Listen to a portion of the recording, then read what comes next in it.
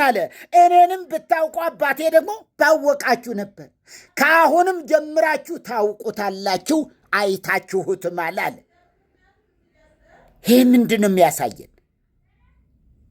ልብ በሉ። መቼ ነው አብን ያዩት? አስተውሉ።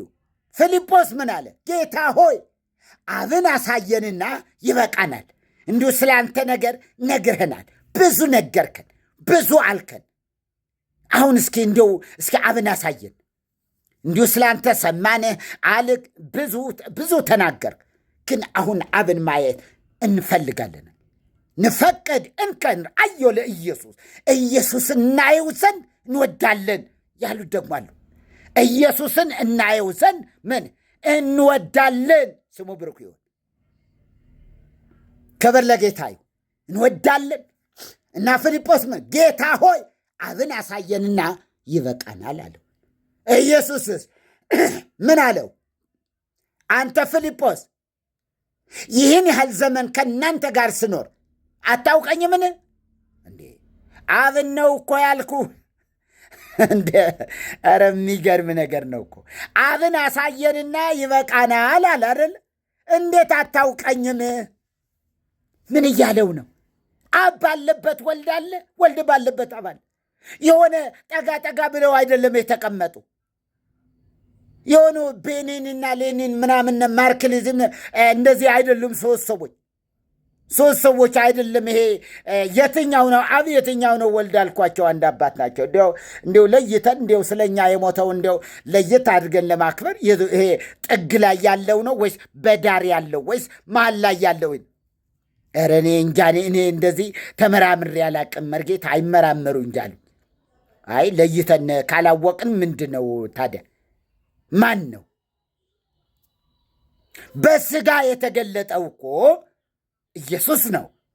እነዚህ ሁለቱ ደግሞ ምን አይነት ሽማግሌዎች ናቸው ደግሞ? እነዚህ ደግሞ ማን? አብ እንደዚህ ነው እንዴ? ፂም ያለው ቢያንስ ለኢየሱስሽ በስጋ ስለተገለጠ ፂምም እንፍጠርለት፣ ሽበትም እንፍጠርለት፣ ሌላም ነገር እናርግለት። እንዲያው ለመንፈስ ቅዱስ እንዲያው ለአብ በእውነት መናፍቃን ተዋርደዋል። ይህ መናፍቃን ትምህርት ነው። ከመናፍቃን ተለይተን ነው ስለ ኢየሱስ ዛሬ እየተማርን ያለን። ክብር ለጌታ ይሁን። እና አታውቀኝምን አለው። እኔን ያየ አብን አይቷል። እንዴትስ አንተ አብን አሳየን ትላለህ?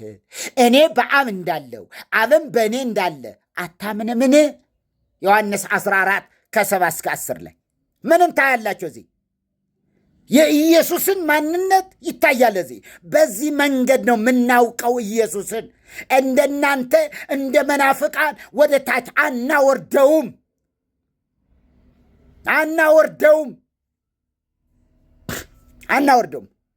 ትንቢትዬ ብዙ ላትወደው ትችላለች። እኛ አሁን ጡት እየጠባን ብለን አላምንም። ያው በቃ ጡት እየጠባ እንዴ ክርስቶስ ሰምራ እናቴ ነይ አንቺ የግራ ጡቷን ጥቢ፣ እኔ ደግሞ የቀኝ ጡቷን ልጥባ። እንደዚህ አይነት ጡት የሚጠባ ኢየሱስ የለም።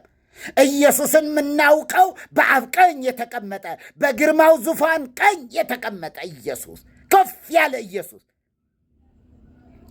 አያችሁ፣ ከፍ ያለውን ያረገውን የሚመጣውን ኢየሱስ፣ ዳግም የሚመጣ አንድ ቀን የሚመጣውን አንድ ቀን ዳግም ይመጽእ። አያችሁ፣ ዳግመኛ ይመጣል ብለን የምንጠብቀው እርሱን ነው። ዝም ብለህ 10 ጊዜ እየወረደ ምን እያለ በመለኮት ውስጥ ስሙ በተጠራበት ስፍራ ሁሉ አለ። አያችሁ፣ በስሜ ብትሰበሰቡ አለ። ስሙ መቅደሳችን ነው። ስሙ መሰብሰቢያችን ነው። ስሙ የምንሰበሰብበት ድንኳናችን ነው። በስሜ ብትሰበሰቧል። ክብር ለስሙ ይሁን። አያችሁ፣ ያ አምላካዊ ባህሪው ነው። በስጋ ውስጥ አንድ ጊዜ እዚያን ጊዜ አረገ። እስከ አሁን ድረስ በምንም ተአምር የለም። በመለኮቱ አብ ባለበት ሁሉ ወልድም ደግሞ አለ። ስለዚህ እውነት ፈላጊ ሰው ሊያስተውለው የሚገባው ነገር እውነት ይሄ ነው። ፊልጶስ የጠየቀው አብን ስለማየት ነበር። እንደ ሰው ትምህርት ቢሆን ለሰው ሊሰጠው የሚገባው ምላሽ ምንድን ነው? መንፈስ ስለሆነ ሊታይ አይችልም ነው። እንደ ሰው ቢሆን አብን አሳየንና ይበቃናል ሲለው አይ እሱ መንፈስ ስለሆነ አይታይም።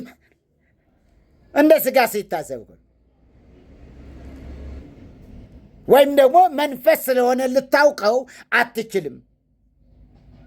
እንደዚህ ነበረበት አይደል? ኢየሱስ ግን ከአብ ጋር አንድ ነውና፣ እኩል አላልኳችሁም? ልብ በል፣ አንድ ነውና ይሄን አለ። ክብር ለኢየሱስ። ዋን ትክክል። በቃ እግዚአብሔር የተባረከ ይሁን። ስለዚህ ጥያቄው እንግዲያስ ጥያቄው አብን ስለማወቅ ሆኖ ሳለ እንዴት አታውቀኝም ማለቱ የመለኮት አንድነቱን መግለጹ ነበረ። የመለኮት አንድነቱን፣ የባህሪ አንድነቱን አያይዞም እኔ በአብ እንዳለው አብም በእኔ እንዳለ አታምንምን? እንዴት ይመነው? እሱ አይደለ ችግሩ። ደቀ መዛሙርቱስ የተቸገሩት ይህ አይደለም እንዴ? ይህ ነው እኮ። አያችሁ ምን ብሏቸው ነበረ? ዮሐንስ 16:28 ከአብ ወጥቼ ወደ ዓለም መጥቻለሁ። ከየት ነው አብ? የት ነው ያለው አብ? ምንድን ነው መውጣት? አብ መቅደስ ነው እንዴ? አብ ምንድን ነው? ቤት ነው እንዴ? አብ ምንድን ነው? ከአብ ወጥቼ እንዴ? እናስተውል። ከአብ ወጥቼ ወደ ዓለም መጥቻለሁ። ደግሞ ዓለምን እተዋለሁ፣ ወደ አብ እሄዳለሁ። አብ የሚመላለስበት አዳራሽ ነው እንዴ? አብ የሚመላለስበት መቅደሱ ነው እንዴ? ልብ በሉ። የእግዚአብሔር ቃል እንማር እምላችሁ ለዚህ ነው እኮ ኢየሱስን እንወቀው ብለን የተነሳንበት ፕሮግራም ይሄ ነበረ። ኢየሱስን ማወቅ ቢሆንልን ብላ ትንቢት ቢሆንልን ለጥያቄ ሁሉ መልስ ኢየሱስ ስለሆነ እንዲያው እስኪ ኢየሱስን እንወቀው። ለምን? ኢየሱስን ካወቅነው ጥያቄያችን ሁሉ ይፈታል። እንቆቅልሾች ሁሉ ይፈታሉ። ምክንያቱስ እንቆቅልሾች ኢየሱስን አለማወቅ ያሉ ናቸው። ኢየሱስን በማያውቀው ዓለም እንቆቅልሾች አሉ። ስለዚህ ምን ይላል? ይንከራተታል። ሰው እረፍት ፍለጋ ይንከራተታል። ድኛለሁ ያለውም ይንከራተታል። እንትና ጋ ነው ያለ እያለ እንዲው እንትና እጁን ካልጫነብኝ ዋጋ የለኝም የሚል ታዲያ ከጻድቃኔ ማርያም በምን ይለያል? በምን ትለያለት ይች እህታችን? እንዲሁ እሱን ካልጫነብኝ ካለች እንዲህ ወድህት ኢየሱስን እንወቀው። የሚያሳርፈን እርሱ ስለሆነ ቀንበራችንን የሰበረ እርሱ ስለሆነ ኢየሱስን ያወቀች ነፍስ ቀንበሯ ተሰብሯል። ሌላ ቀንበርሽን ሰበርኩት የሚል ሰው አትቀበልም። አይ የኔ ወንድም ቀንበሬ የዛሬ 2000 ዓመት ሰብሮታል ኢየሱስ። አሁን ያልተሰበረ ቀንበር ምንድነው አንተ ሰበርኩት የምትለኝ? እኔ ያላየሁት ቀንበር ምን አይነት ቀንበር? እንደዚህ ነው የምንለው። ክብር ለጌታ ይሁን። ምን አይነት ቀንበር ነው የምታየው? መርገምሽን የምን መርገም? ሻረው እኮ ኢየሱስ እንዴ! እርግማናችንን ምን አለው? አስወገደው። የምን መርገም ነው ደግሞ? ዝም ብሎ የሚቅበዘበዝ የሆነ እንትን ኢማዚያው ቁልቢ ገብርኤል አልሄድም እንዴ? ምን እዚህ ሌላ ገብርኤል ያስተምረኛል? ሌላ ሚካኤል የለም። ሌላ እንትን አታስተምሩን። አንዱ ኢየሱስ ቀንበራችንን ሰብሮ ለዘለዓለም አሳረፈን። አሁን ሊቀ ካህናችን ሆነዋል። ክብር ለኢየሱስ ይሁን። አሁን ሊቀ ካህናችን ነው። መርገማችንንም ሻሬው ተሽሯል። መርገምሽ ተሽሯል። መርገማችሁ ተሽሯል። እኔ አይደለሁም ምሽረው፣ ኢየሱስ ሻረው። ፈልጋችሁ አታገኙትም። ምስራቅ ከምዕራብ እንደሚርቅ ኃጢአታችሁን እንዲሁ አራኩ እንዳለ ምስራቅ ከምዕራብ እንደሚርቅ እንዲሁ ነው እኮ። ክብር ለኢየሱስ ይሁን። አያችሁ፣ ኢየሱስን ካወቅነው እንዲሁ ሊቀ ካህናችን ነው። የንስሐ አባታችን ነው ኢየሱስ። የነፍስ አባታችን ነው ኢየሱስ። ኢየሱስ የነፍስ አባታችን እረፍ ያደረገን እንዴ ቀንበሩ የተሰበረለት ሰው እርሱ ቀና ብሎ ይሄዳል። ባካችሁ ዝም ብላችሁ ወንዝ አትሻገሩ። አሻገረኝ እሱንም ተውት፣ ተረጋጉ። ረጋ በሉ እስኪ ረጋ በሉ። ይህ የወንዝ መሻገር የኢያሪኮ መሻገር አይደለም። አያችሁ፣ ዮርዳኖስ ወንዝ ላይ ነው ትሻገራላችሁ የተባሉ።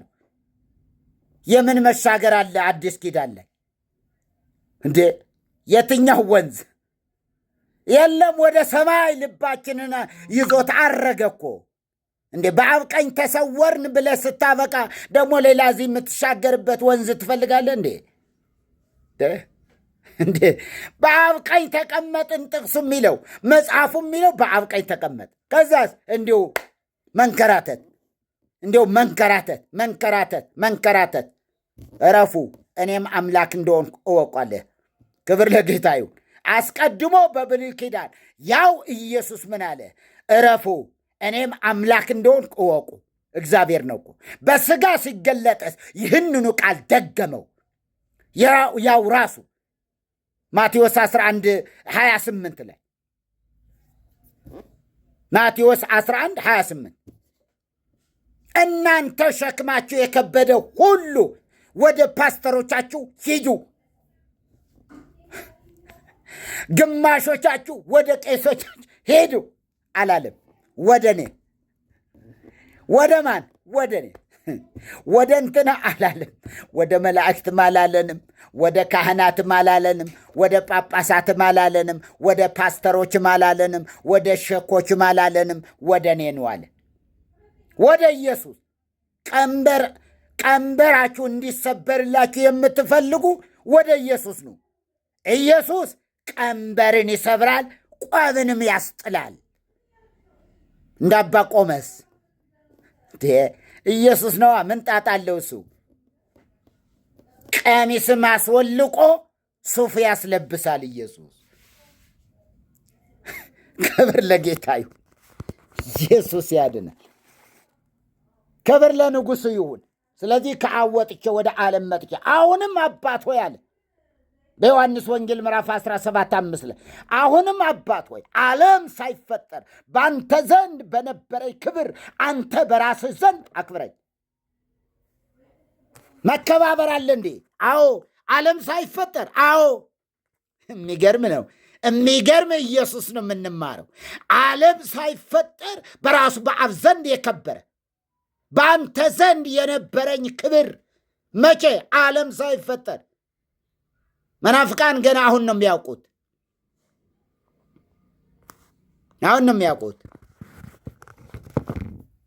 እግዚአብሔር የተባረከ ይሁን።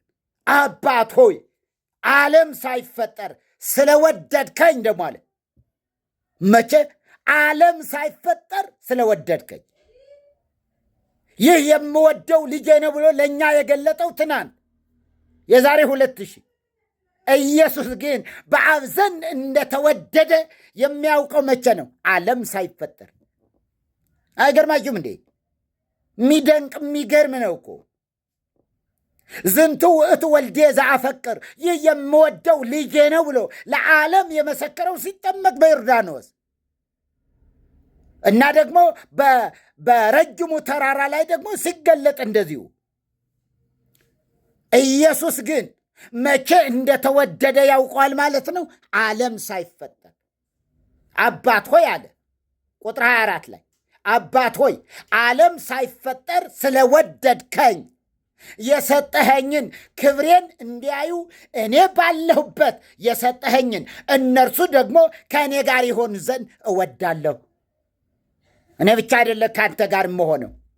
እኔ ከአንተ ጋር ከሆንኩ እነሱ ከእኔ ጋር ከሆኑ እነሱም ከአንተ ጋር ሆኑ ማለት ነው።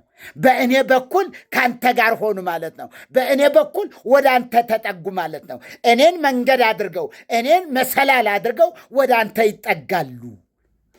እግዚአብሔር ተጠጋን፣ ወደ ኢየሱስ አስጠጋን። ከሌላ ነገር አይደለም። አያችሁ፣ ገነታችን ኢየሱስ ነው አለ አንድ ዘማሪ። ገነታችን ኢየሱስ ነው።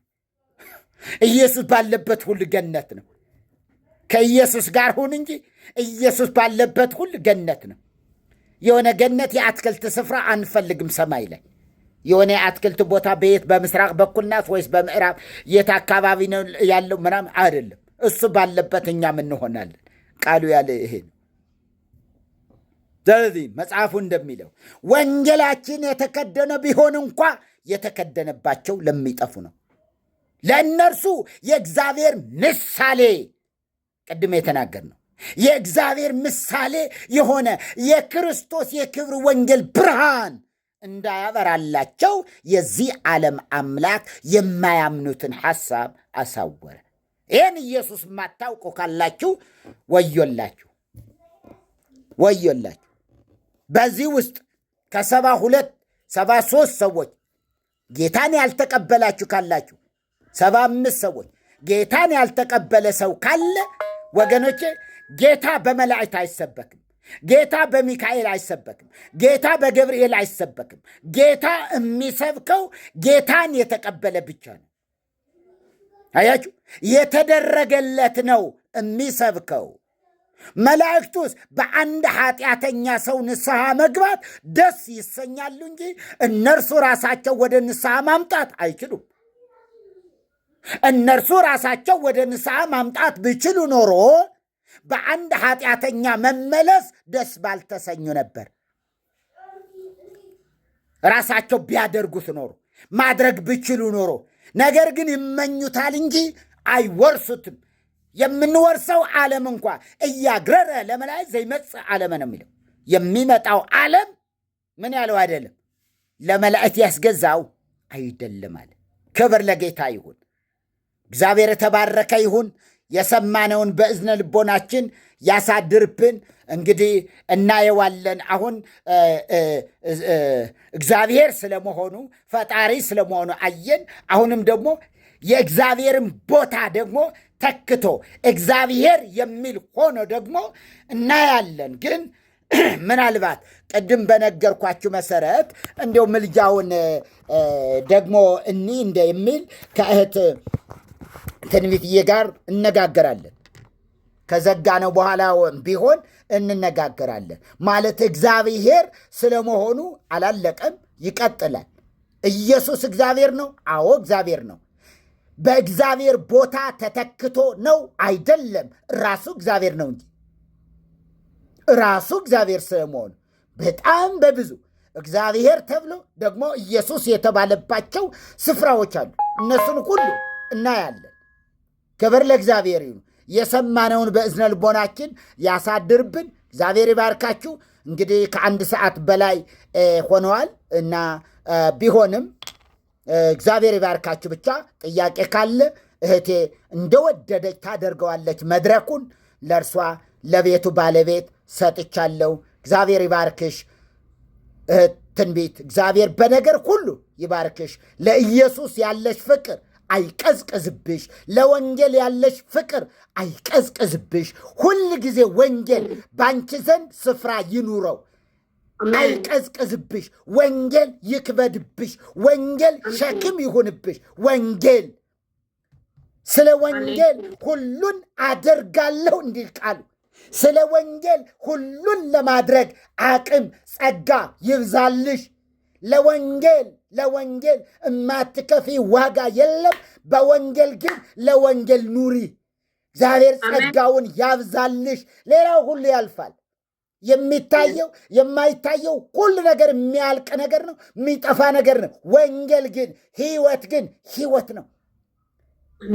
ሃሌሉያ። በሰው ፊት ለሚመሰክርልኝ ሁሉ እኔ ደግሞ በአባቴ ፊት እመሰክርለታለሁ የሚለው ኪዳን በሕይወትሽ ይፈጸም። ነገ የእረኞች አለቃ ሲመጣ ዋጋሽን፣ የክብር አክሊል፣ የጽድቅ አክሊል ከጌታ ዘንድ የምትቀበይበት እስክትቀበይ ደግሞ በፊቱ መጽናትን ይሁንልሽ፣ ይብዛልሽ የኔ እህት። አሜን። እናንተ እዚህ የምትሰሙኝ ወገኖቼ ሁሉ ይህንን ይብዛላችሁ። እግዚአብሔር በነገር ሁሉ ይባርካችሁ። የሚበልጠውን የተዋረደውን ከከበረው መለየት ይሁንላችሁ። የተዋረደውን ከከበረው ኢየሱስን ከሌላው የመለየት ጸጋ ይሰጣችሁ። አሜን። ወገኖቼ ይሄ ይብዛላችሁ። ኢየሱስ በሕይወታችን ከፍ ይበል። ኢየሱስ በቤታችን ከፍ ይበል። ኢየሱስ በገንዘባችን ከፍ ይበል። ከሁሉ በላይ ይሁን ኢየሱስ ይሁን ኢየሱስ። ሌላው ሁሉ እንደ ጉንዳን ይሁን። ኢየሱስ ተራራ የሚያክል በልባችን እንዲህ ይሁን። ይብዛልን ወገኖች፣ ይብዛልን። የኢየሱስ ፍቅር ይብዛልን። ልባችን ስለ ፍቅሩ ይቃጠል። እሱ እንኳ ሕይወቱን መስዋዕት አድርጎ ላቀረበ ለኢየሱስ፣ ሕይወቱን ቤዛ አድርጎ ለሰጠን ለኢየሱስ ምንም ማንከፍለው ዋጋ፣ ምንም ማንከፍለው ነገር አለ። ክብራችን ይቅርብን፣ ክብራችን ይቅርብን። ክብራችን ኢየሱስ ነው። ሞገሳችን ኢየሱስ ነው። ኃይላችን ኢየሱስ ነው። የሆነ ሕይወታችን ኢየሱስ። ለማን እኖራለን? ለኢየሱስ። ቤትን በተመለከተ ኢየሱስ ይመጣና ይወስደናል። በአባቴ ቤት ብዙ መኖሪያ አለ፣ አይዟችሁ አትፍሩ። እንዲሁ ጠጋ ጠጋ ብላችሁ የምትኖርበት አይደል፣ ብዙ መኖሪያ አለ። ኢየሱስ ያለ ክብር ለጌታ ይሁን። በነገር ሁሉ ተባረኩልኝ። ማይክ ፍሪ። ሃሌሉያ